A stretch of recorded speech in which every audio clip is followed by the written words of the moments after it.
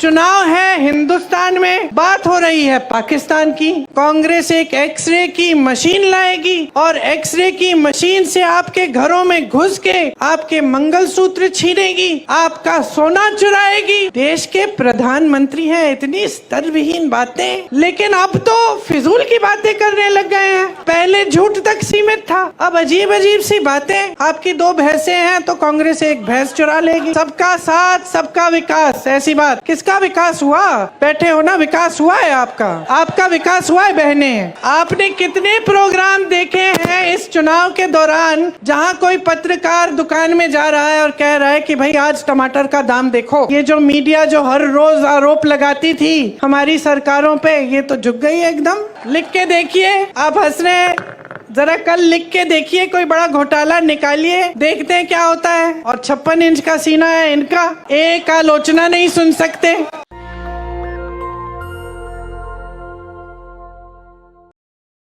अगर आपकी समस्याओं को ये सरकार समझती तो वो जानती कि यहाँ से रोजगार मिलता है, नए नए रोजगार बनते हैं। ये संपत्ति अभी खरबपतियों को देने से ये रोजगार बंद हो सकते हैं, आरक्षण बंद हो सकते हैं, क्योंकि प्राइवेट हो गई वो नौकरी वो रोजगार। लेकिन आपके बारे में नहीं सोच रहे हैं। इनकी नीतियां बड़े बड़े खरबपतियों के लिए ही बन रही हैं। अगर आप ठीक ढंग से समझेंगे और देखेंगे तो हर स्तर पे ये हो रहा है। मैं रोजगार की बात कर रही थी, एक और जगह थी जहां से रोजगार बनते थे, जो छोटे छोटे इंडस्ट्री, मध्यम साइज की इंडस्ट्री है, जो कोई मैन्युफैक्चरिंग करा रहा है, किसी ने अपना बिजनेस खोला है, किसी की दुकान है, उससे भी रोजगार मिलता था। लेकिन उसको इतने संकट में डाल दिया है नरेंद्र मोदी जी की नीतियों ने। नोटबंदी लाए पहले, उससे जितने भी छोटे और मध्यम के वर्ग के बिजनेस थे वो सारे, उनकी कमर टूटी। उसके बाद जीएसटी लाए और मुश्किलों में डाला, तो वहां से भी रोजगार बंद हो गए। तो स्थिति ये है आज देश में कि 10 सालों में रोजगार बनाने का काम नहीं किया गया है। इसीलिए आज आप इस परिस्थिति में हैं कि आज देश में 45 सालों में सबसे ज्यादा बेरोजगारी आज है। आज 70 करोड़ नौजवान हमारे देश में बेरोजगार हैं। और जहां जहां अच्छी अच्छी स्कीमें थी या अच्छे अच्छे रोजगार थे, जैसे आपने देखा है सेना में था, उसको भी इन्होंने 5 सालों के लिए करके अग्निवीर जैसी स्कीम लाके उसको भी खत्म कर दिया। अब कोई जाना नहीं चाहता है, सेना में भर्ती नहीं होना चाहता, क्योंकि कहता है कि 5 साल बाद घर आ जाऊंगा फिर बेरोजगार होऊंगा। तो ये परिस्थिति है। सारी नीतियां बड़े खरबपतियों के लिए बन रही हैं। हम देखिए आपके लिए ऐसा काम करना चाहते हैं ताकि पूरे देश का विकास हो, आपका विकास हो बहने, किसानों का हो, सबका एक साथ विकास हो। क्योंकि हमारे संविधान में लिखा है कि सबको समान दृष्टि से देखना है, और ये जो समानता है ये हमारे संविधान की देन है। आज प्रधानमंत्री जी कहते हैं कि जो इस देश में समानता चाहता है वो संविधान के विरोध है। तो आप सोचिए कि इन्होंने हर चीज को घुमाकर उल्टा कर दिया है। संविधान आपके लिए बना, आप सबको समान अधिकार देने के लिए बना। आज देश के प्रधानमंत्री खुद आपके सामने खड़े होकर कहते हैं कि जो समानता के लिए लड़ रहा है वो संविधान का विरोध कर रहा है। तो आप सोचिए कैसी कैसी गलत बातें आपको बताई जाती हैं और काम इनके कैसे हैं। आपको जल, जंगल और जमीन पे अधिकार दिए गए थे, संविधान ने दिए, कांग्रेस की सरकारों ने दिए। उन सब अधिकारों को कमजोर करने का काम इन्होंने किया है। पहले SC, ST, OBC और रिटायर्ड फौजियों को जमीन के पट्टे मिलते थे। आज मैं आपसे पूछना चाहती हूं, भाजपा की सरकार रही है 10 सालों से, आपको क्या पट्टे मिलते हैं? जैसे मैंने आपको कहा, तमाम सरकारी कंपनियों को प्राइवेट बनाने का काम किया है। इससे आरक्षण खत्म होते हैं, फिर से आपके अधिकार कमज़ोर होते हैं। सरकारी विश्वविद्यालयों में आपको अच्छी शिक्षा मिलती थी कम फीस में। जब प्राइवेट इतने सारे बनाते हैं और सरकारी विश्वविद्यालयों को कमज़ोर करते हैं, तो भी ये काम करते हैं कि आरक्षण भी कम होंगे और फीस भी ज़्यादा होगी। तो आप देखिए, ऊपर के जितने भी पद हैं, जो बड़े बड़े पद हैं, उसमें लैटरल एंट्री से ये पद दे रहे हैं, बाकी सब खाली रख रहे हैं। और जो नीचे के पद हैं, जो भर्ती के पद हैं, उसको खाली रख रहे हैं। तो ये सारे काम जो कर रहे हैं ना, ये इनकी एक नीति है। और ये नीति जो है, ये सबसे बड़ी इनकी नीति जो है कि सब कुछ बड़े बड़े खरबपतियों की सफलता और उनके आगे बढ़ने के लिए हो। उसके आगे कोई रोजगार देने की बात नहीं, विकास करने की बात नहीं, नए पाठशाला बनाने की बात नहीं, नए विश्वविद्यालय बनाने की बात नहीं, अस्पताल बनाने की बात नहीं। मैं इनसे पूछना चाहती हूँ, 10 सालों में आपने क्या किया? इन्होंने क्या बनाया? इन्होंने क्या बनाया? फूट फैलाई लोगों के बीच में, नफरत का बीज बो दिया, क्योंकि उस नफरत के बीज से उन्हीं की सत्ता बढ़ेगी। आपसे जब जब आते हैं चुनाव के समय आपसे बात करने के लिए, तो क्या बातें करते हैं? आए थे अभी 2-3 दिन पहले, मैंने सुना उनका भाषण। चुनाव है हिंदुस्तान में, बात हो रही है पाकिस्तान की।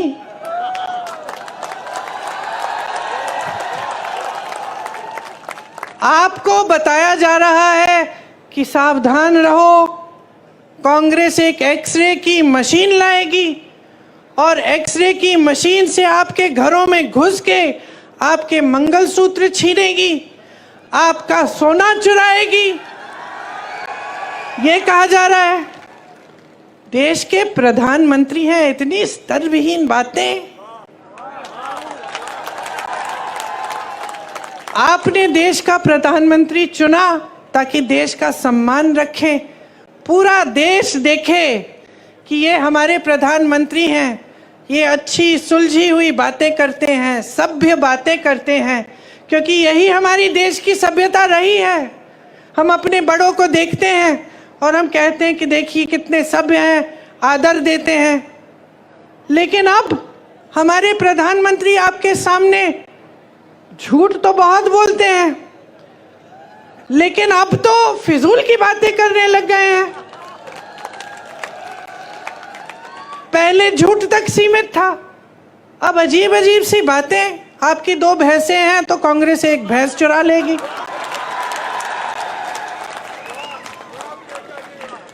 पचपन सालों से कांग्रेस की सरकार रही है इस देश में। जरा बताइए किसकी भैंस चुराई हमने? किसी की गहने चुराए? किसी के मंगलसूत्र पे आंच आने दी? और आज हम आपके घरों में एक्सरे की मशीन, सबसे पहले तो ये बताएं कि कैसी है भाई ये एक्सरे की मशीन जो मंगलसूत्र निकाल के ढूंढती है? मैं भी देखना चाहती हूँ, कुछ ऐसा है भी इस दुनिया में? और अब हम आकर आपके घरों के अंदर चोरों की तरह आपके भैंस चुराएंगे, आपका सोना चुराएंगे। क्यों? क्योंकि उनका वो पुराना जो रट है वो चल नहीं रहा है। क्योंकि आज इस देश की जनता जाग रही है, क्योंकि आज इस देश की जनता कह रही है कि मेरे मंच पे आओगे तो मेरी काम की बात करो। आज इस देश की जनता कह रही है मुझे इस चुनाव को हिंदू मुसलमान पे नहीं लड़ना है, मुझे इस चुनाव को बिजली, पानी, रोजगार, महंगाई पे लड़ना है। आज इस देश की जनता कह रही है कि बहुत हो गया मोदी जी, बहुत हो गया, बहुत देख लिया आपकी नौटंकी, बहुत सुन लिया आपके भाषण, लेकिन आपके भाषणों में एक लफ्ज हमारे लिए नहीं रहा।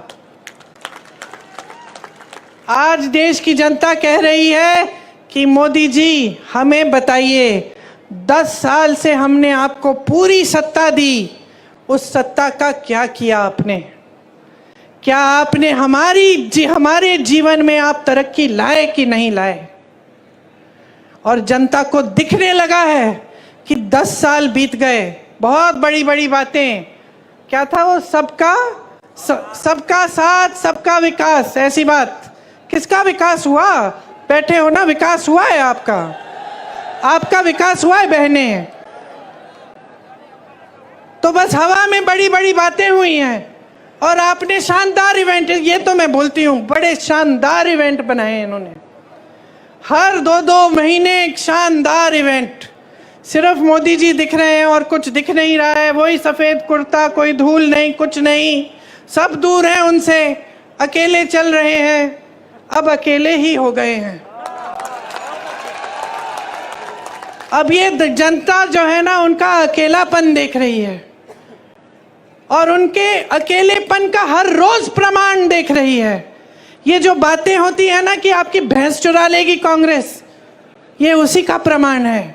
कोई सच्चाई नहीं बता रहा है, अकेले बैठे हैं। सलाहकार भी झूठ बोल रहे हैं, सलाहकार भी सही बात नहीं बता रहे हैं। अजीब सी परिस्थिति बन गई है बहनों और भाइयों आज हमारे देश में। इसको पहचानो। एक सच्चाई आपको टीवी पे दिखती है, वो सच्चाई जो आपको दिखा रही है ना, ये समझ लो सारे टीवी के चैनल आज बड़े बड़े खरबपतियों के हैं, तो आपको अपनी सच्चाई नहीं दिखाएंगे। आपने कितने प्रोग्राम देखे हैं इस चुनाव के दौरान जहां कोई पत्रकार दुकान में जा रहा है और कह रहा है कि भाई आज टमाटर का दाम देखो, कि देखो कितनी महंगी है ये तेल, या ये गैस सिलेंडर कितना बढ़ चुका है, क्या लोग गुजारा कर पाएंगे? ये आप नहीं देखते किसी चैनल पे।